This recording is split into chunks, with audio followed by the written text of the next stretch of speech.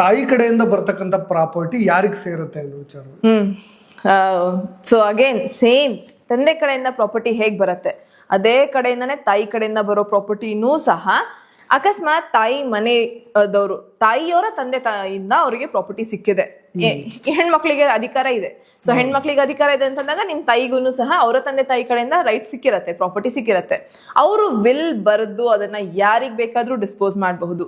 ಅವರ ತಂದೆ ತಾಯಿ ಕಡೆಯಿಂದ ತಾಯಿಗೆ ಬಂದಂತ ಆಸ್ತಿ ಅವರ ಸೆಲ್ಫ್ ಅಕ್ವೈರ್ಡ್ ಪ್ರಾಪರ್ಟಿ ಆಗಿರತ್ತೆ. ಸೊ ಸೆಲ್ಫ್ ಅಕ್ವೈರ್ಡ್ ಪ್ರಾಪರ್ಟಿ ಅಂತ ಬಂದಾಗ ಅದು ತಾಯಿನ ಸ್ವಂತ ಪ್ರಾಪರ್ಟಿ, ಅವರಿಗೆ ಕಂಪ್ಲೀಟ್ ಅಬ್ಸಲ್ಯೂಟ್ ರೈಟ್ಸ್ ಇದೆ ಆ ಪ್ರಾಪರ್ಟಿ ಮೇಲೆ. ಆ ಪ್ರಾಪರ್ಟಿ ಬೇಕಿದ್ರೆ ಅವರು ಅವರ ಮಕ್ಳಿಗೇನೆ ಕೊಡ್ಬೇಕಂತೇನಿಲ್ಲ, ಅವ್ರ ವಿಲ್ ಮುಖಾಂತರ ಯಾರಿಗ್ ಬೇಕಾದ್ರೂ ಡಿಸ್ಪೋಸ್ ಮಾಡಬಹುದು. ಇಲ್ಲ ಅಕಸ್ಮಾತ್ ತಾಯಿ ತೀರ್ ಹೋದ್ರು, ದೆನ್ ಅದರಲ್ಲಿ ಅಗೇನ್ ಅವರ ಹಸ್ಬೆಂಡಿಗೆ ಒಂದು ಶೇರ್ ಆಗುತ್ತೆ ಅಂಡ್ ಮಕ್ಳು ಎಷ್ಟು ಜನ ಇದಾರೋ ಆ ಮಕ್ಳಿಗೆ ಶೇರಿಂಗ್ ಆಗುತ್ತೆ. ಸೇಮ್ ಅಗೇನ್ ಹಸ್ಬೆಂಡ್ ಕಡೆಯಿಂದ ಬರ್ತಿರೋಂಥ ಪ್ರಾಪರ್ಟಿನೂ ಸಹ ಹಸ್ಬೆಂಡ್ ಗಂಡನ್ನ ಅವರ ತಂದೆ ತಾಯಿ ಕಡೆಯಿಂದ ಬರ್ತಿರೋ ಪ್ರಾಪರ್ಟಿ ಅದು ಅವ್ರಿಗೆ ಹೇಗೆ ಅವ್ರದೇ ಆದಂತ ಸೆಲ್ಫ್ ಅಕ್ವೈರ್ಡ್ ಪ್ರಾಪರ್ಟಿ ಅನ್ನಿಸ್ಕೊಳ್ಳುತ್ತೆ. ವಿಲ್ ಮುಖಾಂತರ ಬೇಕಿದ್ರೆ ಯಾರಿಗಾದ್ರೂ ಕೊಡಿ, ಇಲ್ಲ ಅವರ ಪ್ರಾಪರ್ಟಿ ಮೇಲೆ ಅವರ ಮಕ್ಕಳಿಗೆ ಸಂಪೂರ್ಣ ಅಧಿಕಾರ ಇದೆ. ಬಟ್ ಸೇಮ್ ಅಗೇನ್ ಅದು ಆನ್ಸೆಸ್ಟ್ರಲ್ ಪ್ರಾಪರ್ಟಿ ಅಂತ ಬರ್ತಿರೋದ್ರಿಂದ ನಾವು ಅಲ್ಲಿ ಎರಡು ಭಾಗ ನೋಡ್ತೀವಿ. ಒಂದು ಸೆಲ್ಫ್ ಅಕ್ವೈರ್ಡ್ ಪ್ರಾಪರ್ಟಿ ಬೇರೆ, ಒಂದು ಆನ್ಸೆಸ್ಟ್ರಲ್ ಪ್ರಾಪರ್ಟಿ ಬೇರೆ. ಸೊ ಆನ್ಸೆಸ್ಟ್ರಲ್ ಪ್ರಾಪರ್ಟಿ ಅಂತಂದ್ರೆ ಮಕ್ಕಳಿಗೆ ಡೈರೆಕ್ಟ್ ಆಗಿ ಇನ್ಹೆರಿಟೆನ್ಸ್ ರೈಟ್ಸ್ ಬಂದ್ಬಿಡುತ್ತೆ. ತಾಯಿ ಪ್ರಾಪರ್ಟಿಯಲ್ಲಿ ತಾಯಿನ ಸೆಲ್ಫ್ ಅಕ್ವೈರ್ಡ್ ಪ್ರಾಪರ್ಟಿ, ಅದು ತಾಯಿ ಬೇಕಿದ್ರೆ ಡಿಸ್ಪೋಸ್ ಆಫ್ ಮಾಡಬಹುದು, ಇಲ್ಲ ಮಕ್ಕಳಿಗೇನೆ ಅಂತ ಹೇಳಿ ಮಕ್ಕಳಿಗೆ ಕೊಡಬಹುದು, ಇಲ್ಲ ತಾಯಿ ತೀರ್ ಹೋದ ನಂತರ ಅದು ಮಕ್ಕಳಿಗೆ ಬೈ ಡಿವಿಷನ್ ಬರುತ್ತೆ.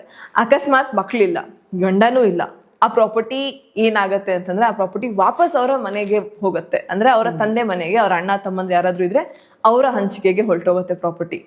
ಸೊ ಅದು ತಾಯಿ ಕಡೆಯಿಂದ ಬಂದಂತ ಪ್ರಾಪರ್ಟಿ ವಾಪಸ್ ಹೋಗುವಂತ ಸಾಧ್ಯತೆ ಇದೆ.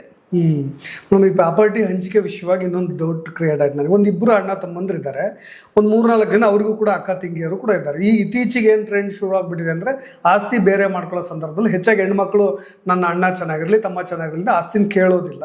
ಓಕೆ, ಅವ್ರಿಗೆ ಒಂದು 5-5 ಲಕ್ಷ 10 ಲಕ್ಷ ಒಬ್ಬೊಬ್ಬರಿಗೆ ಹಣ ಹಂಚಿಕೆ ಮಾಡಿ ಆಸ್ತಿನ ಬೇರೆ ಬೇರೆ ಮಾಡ್ಕೊಳ್ತಾರೆ. ಇನ್ ಫ್ಯೂಚರ್ ಏನೋ ಒಂದು ಮುಂದೇನೋ ಅವ್ರ ಭವಿಷ್ಯದಲ್ಲಿ ಅವ್ರಿಗೇನೋ ಕೆಟ್ಟ ತಲೆನೇನೋ ಹುಳ ಹೋಕ್ಕೋ ಅಥವಾ ಬೇಕು ನನಗೆ ಆಸ್ತಿ ಅಂತ ಅನ್ಸಿಯೋ ಈ ಹಣ ಇಸ್ಕೊಂಡಿರೋದನ್ನ ದಾಖಲೆ ರೂಪದಲ್ಲಿ ಇಸ್ಕೊಂಡಿರ್ಲಿಕ್ಕಿಲ್ಲ ಅನ್ಕೊಳ್ತೀನಿ. ಆಗ ಅವ್ರು ಮತ್ತೆ ನಮ್ಮ ಆಸ್ತಿನ ಬೇಕು ಅಂತ ಪ್ರಶ್ನೆ ಮಾಡ್ಬೋದಾ? ಅವಾಗ ಏನ್ ಹೇಳುತ್ತೆ ಕಾನೂನು?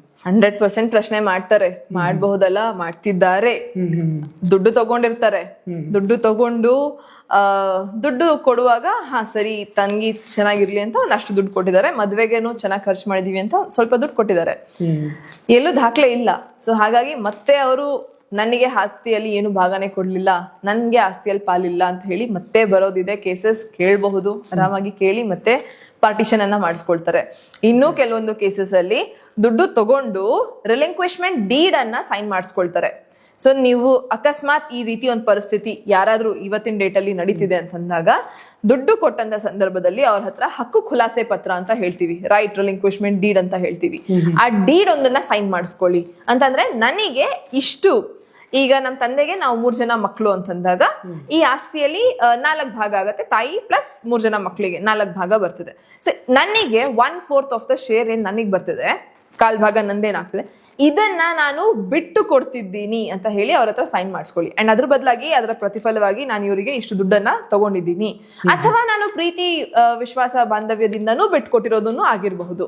ಸೊ ನೀವು ಬಿಟ್ಕೊಡ್ತಿದ್ದೀರಿ ಅಂತ ಅಂದಾಗ ಎಲ್ಲಾ ಒಳ್ಳೆ ಟರ್ಮ್ಸ್ ಅಲ್ಲಿ ಇದ್ದೇನೆ ಬಿಟ್ಕೊಡ್ತಿದ್ರಿ, ಎಲ್ಲಾ ಚೆನ್ನಾಗಿರೋವಾಗಲೇ ಬಿಟ್ಕೊಡ್ತಿದ್ರಿ ಅಂದ್ರೆ ಅದನ್ನ ಬರ್ಸ್ಕೊಂಡ್ಬಿಟ್ರೆ ಒಳ್ಳೇದು. ಬರ್ಸ್ಕೊಂಡಿಲ್ಲ ದೆನ್ ಈ ಪ್ರಾಬ್ಲಮ್ ಖಂಡಿತ ಬರುತ್ತೆ. ಈ ಬರ್ಸ್ಕೊಳ್ದೇನೆ ಇದ್ರು ಅವ್ರು ಮತ್ತೆ ಆಸ್ತಿನ ಕೇಳಲಿಕ್ಕೆ ಅಟ್ಲೀಸ್ಟ್ ಏನಾದ್ರು ಲಿಮಿಟೇಷನ್ಸ್ ಇದೆಯಾ ಅಥವಾ ಸಾಯೋವರೆಗೂ ಕೂಡ ಜೀವಿತಾವಧಿಯಲ್ಲಿ ಲಿಮಿಟೇಷನ್ ಇದೆ? ಆಸ್ತಿಯಲ್ಲಿ ನೀವು ಕೇಳ್ಬೇಕು ಅಂತಂದ್ರೆ 100 ವರ್ಷದ ಲಿಮಿಟೇಷನ್ ಇದೆ. ಸೊ ಅದ್ರ ಅವಧಿ ಒಳಗಡೆ ನೀವು ಕೇಳ್ಬೇಕು.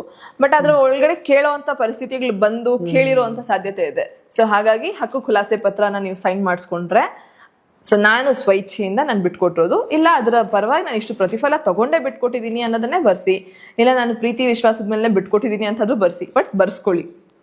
ಆ ಡೀಡ್ ಇದೆ, ಡೀಡ್ ಸೈನ್ ಮಾಡಿಸ್ಕೊಳ್ಳಿ. ಆಸ್ತಿ ಭಾಗ ಆದ ನಂತರ 12 ವರ್ಷದ ಒಳಗೆ ಕೇಳಬೇಕು. ಮತ್ ಅದು ಆ ಡೀಡ್ ಸೈನ್ ಹಾಕ್ಸ್ಕೊಂಡ್ರೆ ಇನ್ಯಾವತ್ತೂ ಕೇಳೋ ಅವಶ್ಯಕತೆ ಇರೋದಿಲ್ಲ. ಅಂದ್ರೆ ಅವ್ರು ಬಿಟ್ಕೊಟ್ಟಂಗೆ, ಬಿಟ್ಕೊಟ್ಟ ಹಾಗೆ ಹಕ್ಕು ಖುಲಾಸೆ ಪತ್ರ ಅಂತೀವಿ, ಹಕ್ಕು ಬಿಟ್ಕೊಡ್ತಿರೋದು. ಸೊ ನೀವು ಬಿಟ್ಕೊಟ್ಟಿದ್ದೀರಿ ಅಂತ ನಮ್ಗೆ ಸೈನ್ ಆಗಿದೆ, ದಾಖಲಾತಿಗಳಿದೆ ಅಂತಂದಾಗ ಪ್ರಾಬ್ಲಮ್ ಆಗಲ್ಲ. ಹೈಕೋರ್ಟ್ಗಳಲ್ಲಿ ಕೆಲವೊಂದು ತುಂಬ ವಿಚಿತ್ರ ಕೇಸ್ಗಳು ಬರೋದನ್ನು ನೋಡಿದ್ದೀನಿ, ಅದು ಜಡ್ಜ್ಮೆಂಟ್ ಕೂಡ ಆಗಿದೆ. ಆ ಥರದ ಕೆಲವೊಂದು ವಿಶೇಷ ಕೇಸಸ್ಗಳ ಬಗ್ಗೆ ಮಾತಾಡೋದಾದರೆ, ಒಬ್ಬ ಹೆಂಡತಿ ಗೊರಕೆ ಹೊಡೆಯೋ ಗಂಡನ ವಿರುದ್ಧವಾಗೂ ಕೇಸ್ ಹಾಕೋದು, ನನಗೆ ಡಿವೋರ್ಸ್ ಕೊಡಿ ಅಂತ ಕೇಳೋದು. ಬಟ್ ಈ ಥರ ಪ್ರಕರಣಗಳಲ್ಲೆಲ್ಲ, ಈ ಥರದ ವಿಚಿತ್ರ ಪ್ರಕರಣಗಳಲ್ಲೆಲ್ಲ ಕೋರ್ಟ್ ಆಕೆಗೆ ಆಗ್ತಾ ಇರ್ತಕ್ಕಂಥ ಅನ್ಯಾಯ ಅಂತಲೇ ಕನ್ಸಿಡರ್ ಮಾಡುತ್ತಾ ಏನು ಅಂತ? ಆಕ್ಚುಲಿ ಅನ್ಯಾಯ ಅಲ್ಲ. ಕೋರ್ಟ್ ಅಲ್ಲಿರೋದು ಜಡ್ಜಸ್ ಮನುಷ್ಯರೇನೆ, ಅಡ್ವೊಕೇಟ್ ಅವ್ರ ಕೇಸ್ ಫೈಲ್ ಮಾಡ್ತಿರೋಂಥವ್ರು ಮನುಷ್ಯರೇನೆ. ಎಲ್ಲರಿಗೂ ಗೊತ್ತು ಏನ್ ಸರಿ ಇಲ್ಲ, ಎಷ್ಟು ಸರಿ ಇಲ್ಲ.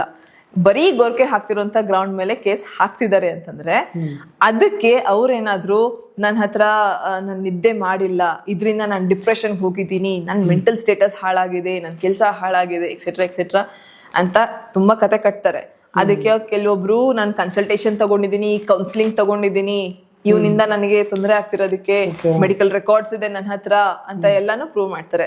So based on that court consider ಮಾಡ್ಲೇಬೇಕಾಗತ್ತೆ ಅಂಡ್ ಕನ್ಸಿಡರ್ ಮಾಡ್ತವೆ, ಕೋರ್ಟ್ ನಡೆಯತ್ತೆ. ಬಟ್ ಅಲ್ಟಿಮೇಟ್ಲಿ ಅದು ಆಕ್ಚುಲಿ ಏನಾಗತ್ತೆ, ನ್ಯೂಸ್ ಅಲ್ಲಿ ಸುದ್ದಿ ಅಂತ ಬಂದಾಗ ಕೇಸಲ್ಲಿ ಒಂದ್ ಲೈನ್ ನ ಬೇಸಿಸ್ ಮೇಲೆ ಸುದ್ದಿ ಬಂದ್ಬಿಡತ್ತೆ. ಯಾವುದೇ ಕೇಸ್ ಆ ಒಂದ್ ಲೈನ್ ಆಧಾರದ ಮೇಲೆ ನಡೀತಿಲ್ಲ, ಪ್ರೂಫ್ ಬೇಕು. ಸೊ ನೀವು ಗೊರಕೆ ಹೊಡಿತಿರೋದ್ರಿಂದ ನಿಮಗೇನಾದ್ರೂ ಮೆಂಟಲ್ ಸ್ಟೇಟಸ್ ಹಾಳಾಗಿದೆ ಎಕ್ಸೆಟ್ರಾ ಅಂತಂದಾಗ ಡೆಫಿನೆಟ್ಲಿ ನಿಮಗೆ ಡಿವೋರ್ಸ್ ಸಿಗತ್ತೆ, ಪ್ರೂಫ್ ಇದೆ. ಬಟ್ ಒಂದು ಗ್ರೌಂಡ್ ಇದೆ, ಮೆಂಟಲ್ ಕ್ರುಯಲ್ಟಿ ಅಂತ ಹೇಳಿ. ಮೆಂಟಲ್ ಕ್ರುಯಲ್ಟಿ ಅನ್ನೋದನ್ನು ನಾವು ಎಲ್ಲೂ ಡಿಫೈನ್ ಮಾಡಿಲ್ಲ. ಅಂಡ್ ಇವತ್ತಿನ ಡೇಟಲ್ಲಿ ಇದನ್ನೇ ಎಲ್ಲರೂ ಸಹ ಮಿಸ್ಯೂಸ್ ಮಾಡ್ತಿರೋದು. ನಾವು ಎಷ್ಟು ಡಿವೋರ್ಸ್ನ ಸಾಮಾನ್ಯ ಅಂತ ಮಾತನಾಡ್ತಿದೀವಿ, ಎಷ್ಟರ ಮಟ್ಟಿಗೆ ಸಾಮಾನ್ಯ ಆಗಿದೆ ಡಿವೋರ್ಸ್ ಅಂತಂದ್ರೆ ಯಾವ್ಯಾವ ಗ್ರೌಂಡ್ಸ್ ಮೇಲೆ ತಗೊಳ್ಬಹುದು ಅಂತಂದ್ರೆ, ಈ ಹುಡುಗನ ಜೊತೆಗೆ ಇವ್ರ ತಂದೆ ತಾಯಿ ನಮ್ಮನೇಲೆ ಇರ್ತಾರಂತೆ. ಇನ್ಫ್ಯಾಕ್ಟ್ ಹುಡುಗಿ ಇರೋದೇ ಅತ್ತೆ ಮಾವನ್ ಮನೆಯಲ್ಲಿ, ಮತ್ತೆ ಹೇಳೋದು ತಂದೆ ತಾಯಿ ಇಲ್ಲೇ ಇರ್ತಾರಂತೆ, ನಂಗೆ ಡಿವೋರ್ಸ್ ಬೇಕು, ನಾನು ಇರೋದಕ್ಕೆ ಆಗೋದಿಲ್ಲ. ಇವ್ರ ಅಕ್ಕ ಬರ್ತಿರ್ತಾರೆ, ಬೇಡ ಡಿವೋರ್ಸ್ ಕೊಡಿ. ಇವ್ರ ಮಕ್ಳಿದಾರೆ, ಇವ್ರ ಅಕ್ಕನ ಮಕ್ಕಳನ್ನ ತುಂಬಾ ಪ್ರೀತಿ ಮಾಡ್ತಾರೆ, ನನಗೆ ಡಿವೋರ್ಸ್ ಬೇಕು, ನಾನ್ ನೋಡ್ಕೊಂಡಿರೋದಕ್ಕೆ ಆಗೋದಿಲ್ಲ. ಅವ್ರ ಅಕ್ಕನ ಮಕ್ಳನ್ನ ಐಸ್ ಕ್ರೀಮ್ ಕೊಡ್ಸೋದಕ್ಕೆ ಕರ್ಕೊಂಡು ಹೋಗ್ತಾರೆ, ನನಗೆ ಯಾವತ್ತೂ ಐಸ್ ಕ್ರೀಮ್ ಕೊಡ್ಸಿಲ್ಲ, ನನಗೆ ಡಿವೋರ್ಸ್ ಬೇಕು. ಅಂದ್ರೆ ಒಂದು ಸೊಸೈಟಿಯಲ್ಲಿ ನೀವು ಮೈಂಡ್ ಸೆಟ್ ಅರ್ಥ ಮಾಡ್ಕೊಳ್ಳೇಬೇಕು. ಏನಂತಂದ್ರೆ, ನೀವು ಡಿವೋರ್ಸ್ ಅಂತ ಏನ್ ಕೇಳ್ತಿದೀರಾ ಅದು ಸಾಮಾನ್ಯ ಆಗಿದೆ ಅಂತ ಹೇಳ್ತಿದೀವಿ. ಯಾಕೆ ಸಾಮಾನ್ಯ ಆಗಿದೆ ಅಂತಂದ್ರೆ, ಇವತ್ತು ಹುಡುಗಿ ಇಂಡಿಪೆಂಡೆಂಟ್ ಆಗಿರೋದನ್ನೇ ನಾವು ಫುಲ್ ಕಂಪ್ಲೀಟ್ ಬ್ಲೇಮ್ ಅಂತ ಅಲ್ಲ, ಬಟ್ ಒಂದ್ ಮಟ್ಟಕ್ಕೆ ಅದು ಕಾರಣ ಆಗಿದೆ. ಇವತ್ತು ಆ ಹುಡುಗಿಯ ಇಂಡಿಪೆಂಡೆನ್ಸ್ ಆಗಿರ್ಬೋದು, ಅವರ ಲೈಫ್ ಸ್ಟೈಲ್ ಆಗಿರ್ಬೋದು, ಎಷ್ಟ್ರ ಮಟ್ಟಿಗೆ ಅವರ ತಂದೆ ತಾಯಿನೂ ಅದಕ್ಕೆ ಸಮರ್ಥನೆ ಕೊಡ್ತಾರೆ. ತಂದೆ ತಾಯಿ ಇಲ್ಲಮ್ಮ ನೀನ್ ಅತ್ತೆ ಮಾವ ಜೊತೆ ಇರ್ಬೇಕು ಅನ್ನೋ ಅಂತ ತಂದೆ ತಾಯಿನೂ ಇಲ್ಲ ಇವತ್ತು, ಅವರೂ ಕಮ್ಮಿ ಆಗೋಗಿದ್ದಾರೆ. ಸೊ ಆ ತಂದೆ ತಾಯಿ ಕೂಡ ಸಹ ಒಟ್ಟು ಕುಟುಂಬದಲ್ಲಿ ಇರ್ಬೇಕು ಅಂತಾನೆ ನಾವು ಕಳ್ಸಿದ್ದು ಅಂತ ಹೇಳ್ತಾರೆ ಮದ್ವೆ ಮಾಡ್ಬೇಕಾದಾಗ. ಆಮೇಲೆ ನೀವ್ ಯಾಕಿದ್ದೀರಿ, ನೀವು ಅರ್ಥ ಮಾಡ್ಕೋಬೇಕಲ್ವಾ ಅಂತ ಉಲ್ಟಾ ಅವರೇ ಆಗೋಗ್ತಾರೆ. ಸೊ ಈ ಒಂದು ಪರಿಸ್ಥಿತಿ ಎಷ್ಟು ಸಾಮಾನ್ಯ ಅಂತಂದ್ರೆ, ಹುಡುಗಿರು ಬರೀ ಈ ಗ್ರೌಂಡ್ ಮೇಲೆ ಅವ್ರ ಅಕ್ಕ ಬರ್ತಿದ್ದಾರೆ, ನನಗೆ ಡಿವೋರ್ಸ್ ಬೇಕು, ನನ್ನ ಕೈಯಲ್ಲಿ ಆಗೋದಿಲ್ಲ ಅವ್ರನ್ನೆಲ್ಲ ನೋಡೋದಕ್ಕೆ, ಮತ್ತೆ ಪಾತ್ರೆ ತೊಳಿ ಅಂತಾರೆ, ನನಗೆ ಡಿವೋರ್ಸ್ ಬೇಕು. ಮದ್ವೆ ಮಾಡ್ಕೋಬೇಕಾದಾಗ ಮಾತ್ರ ಕೆಲಸ ಇದೆಯಾ, ಸ್ಯಾಲರಿ ಎಷ್ಟು ಅಂತೆಲ್ಲ ಕೇಳಿದ್ರು. ಇವಾಗ ನಾನು ದುಡಿತಿದ್ದೀನಿ ಅಂತ ಅಂದಾಗ ಕೆಲಸದವ್ರನ್ನ ಇಟ್ಕೊಳ್ತೀನಿ, ನಾನು ಯಾಕೆ ಕೆಲಸ ಮಾಡಬೇಕು, ನನ್ನನ್ನು ಯಾಕೆ ಕೆಲಸ ಮಾಡು ಅಂತಾರೆ. ಹುಡುಗಿ ಮನೇಲಿ ಊಟ ಮಾಡಲ್ಲ, ಹುಡುಗಿ ಹೋಟ್ಲಲ್ಲೇ ತಿನ್ಬೇಕು, ಮನೇಲಿ ಕೆಲಸ ಮಾಡೋದಿಲ್ಲ, ನಾನು ಯಾಕೆ ಮಾಡಬೇಕು.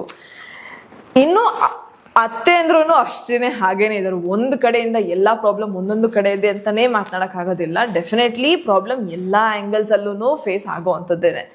ಸೊ ಈಗ ಒಂದು ಯಾವುದೇ ಮಕ್ಕಳು ಅಂತಂದ್ರೆ ತಂದೆ ತಾಯಿ ಪ್ರೀತಿನೇ, ಮಗ ಆಗಿರ್ಲಿ ಮಗಳಾಗಿರ್ಲಿ. ಅಂಥದ್ರಲ್ಲೂ ಮಗ ಸೊಸೈಟಿ ಫ್ರೇಮ್ ಆಗಿರೋದೇ ಆ ರೀತಿ. ಮಗಳಂದ್ರೆ ಮದುವೆಯಾಗಿ ಇನ್ನೊಂದು ಮನೆಗೆ ಹೋಗ್ತಾಳೆ, ಮಗ ತಂದೆ ತಾಯಿ ಜೊತೆ ಇರ್ತಿದ್ದಾನೆ.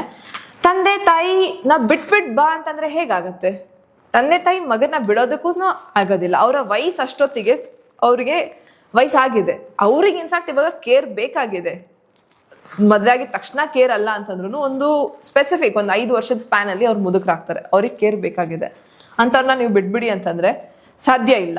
ಇದರ್ ಮಗಳಾಗ್ಲಿ ಮಗ ಆಗ್ಲಿ, ಅಂಡ್ ಸ್ಪೆಷಲಿ ನಾನು ಒಬ್ಳೇ ಹೆಣ್ಮಗಳೇ ಬೇಕು ಅಂತ ಎಲ್ಲ ಹುಟ್ಸಿರೋ ಅಂಥವ್ರು ಅವ್ರೇನ್ ಮಾಡೋದು, ತಂದೆ ತಾಯಿ ಇಲ್ಲ ನೀವು ಬಿಟ್ಬಿಡಿ ಅಂತಂದ್ರೆ ಅನಾಥಾಶ್ರಮಕ್ಕೆ ಹಾಕ್ತಾರ, ಏನ್ ಮಾಡೋದು?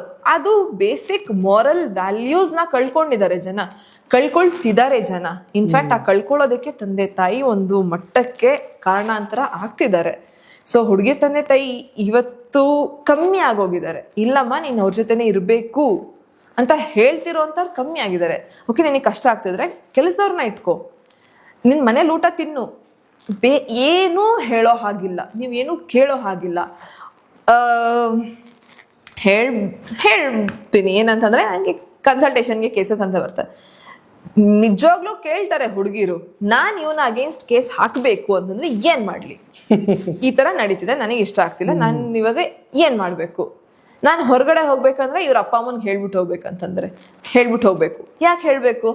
ಮನೆಯಲ್ಲಿ ಯಾರಿದಾರೋ ಅವ್ರಿಗೆ ತಿಳಿಸ್ಬಿಟ್ಟು ಹೋಗೋದು ಒಂದು ನಾರ್ಮಲ್ ಇಂಟಿಮೇಷನ್ ಅಷ್ಟೇನೆ. ಅಂತಂದ್ರೆ ನಾನು ಹೊರಗಡೆ ಹೋಗ್ತಿದ್ದೀನಿ, ಹುಷಾರಾಗಿರಿ, ಅಥವಾ ನಾನ್ ಹೋಗಿ ಬರೋ ತನಕ ನಾನು ಆಚೆ ಇರ್ತೀನಿ, ಸೊ ದಟ್ ನೀವ್ ಎಲ್ಲಿದ್ದೀರಿ ನಿಮ್ ರಕ್ಷಣೆಗಾದ್ರೂ ಸಹ ನೀವು ಹೇಳ್ಬಿಟ್ಟು ಹೋದ್ರೆ, ನೀವ್ ಇಂಥ ಕಡೆ ಇದ್ದೀರಿ, ಕಳ್ದೋದ್ರೋ ಇನ್ನೊಂದಾದ್ರೆ ನಿಮ್ಮನ್ನ ಕರ್ಕೊಂಬರೋದಕ್ಕಾದ್ರೂ ಗೊತ್ತಾಗತ್ತೆ.